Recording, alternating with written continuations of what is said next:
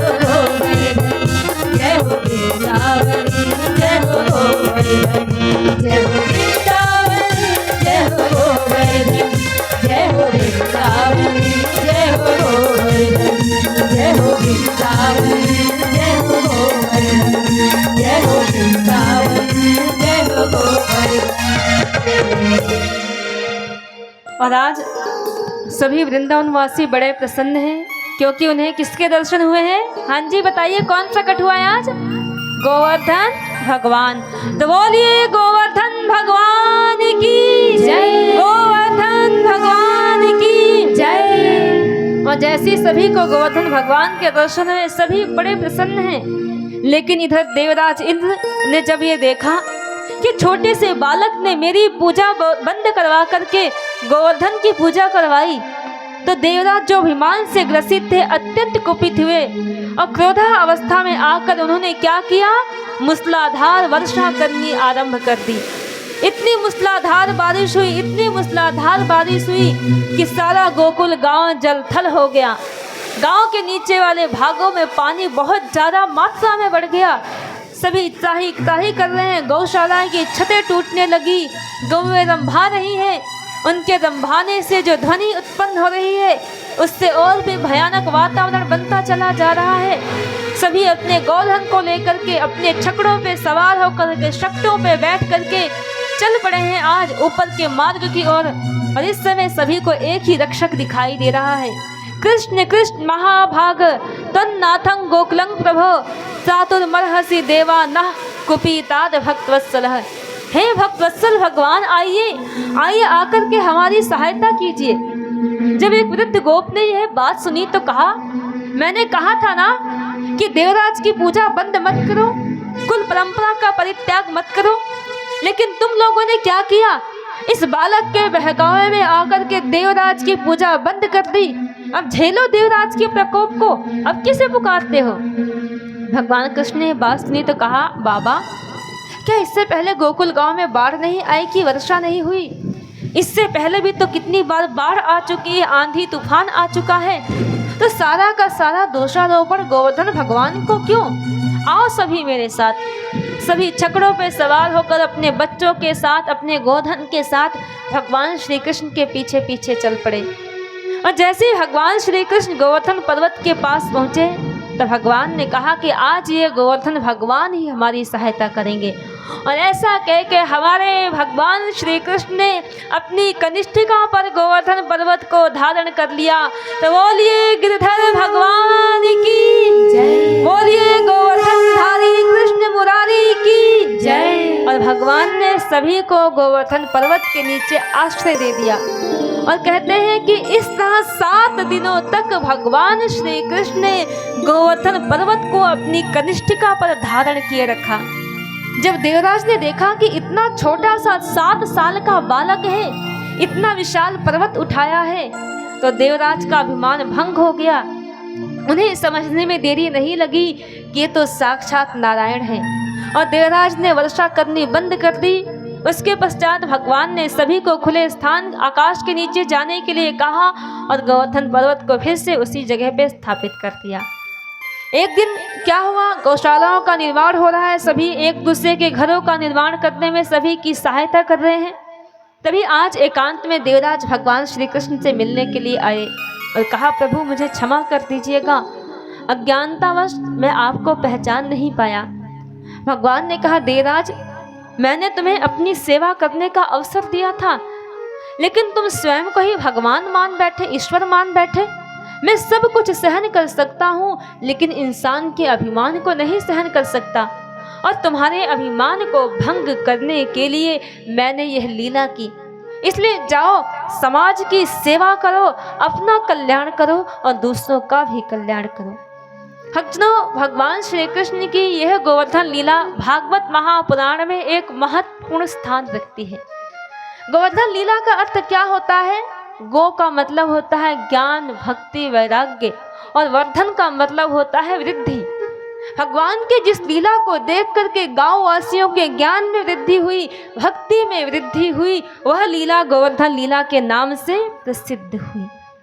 भक्तों, आज हम देखें, आज हम भगवान श्री कृष्ण को मानते हैं, भक्ति करते हैं, भगवान राम को मानते हैं, भोलेनाथ को मानते हैं, माता शेरावाली को मानते हैं, लेकिन क्या आज तक हमारी भक्ति में वृद्धि हुई?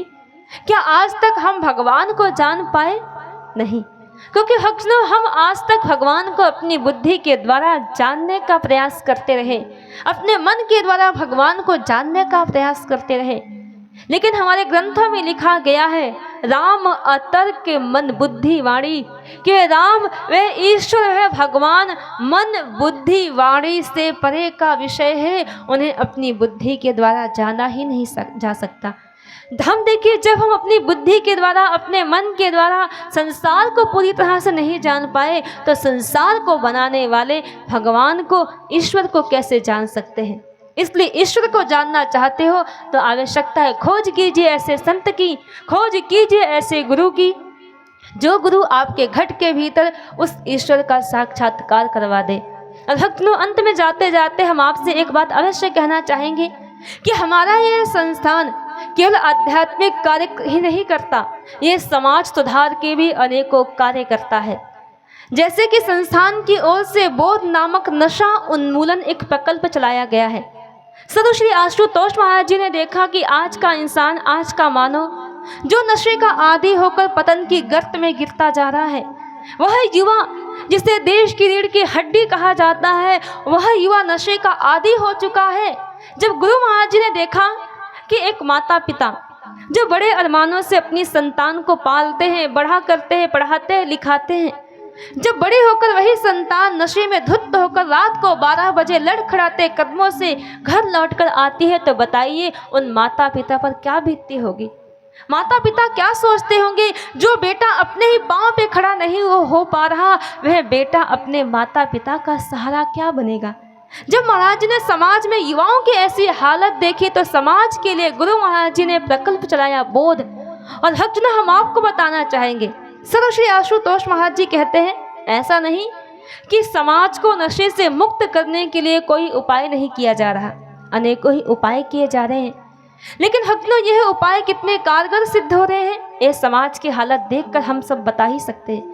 इसलिए सर्वश्री आशुतोष महाराज जी कहते हैं कि यदि इंसान को नशे से मुक्त करना चाहते हो तो उसे सबसे बड़ा नशा दो, अर्थात भगवान के नाम का नशा करा दो। और जब एक भक्त भगवान के नाम का नशा कर लेता है तो क्या होता है, फिर किसी नशे में नहीं फंसता।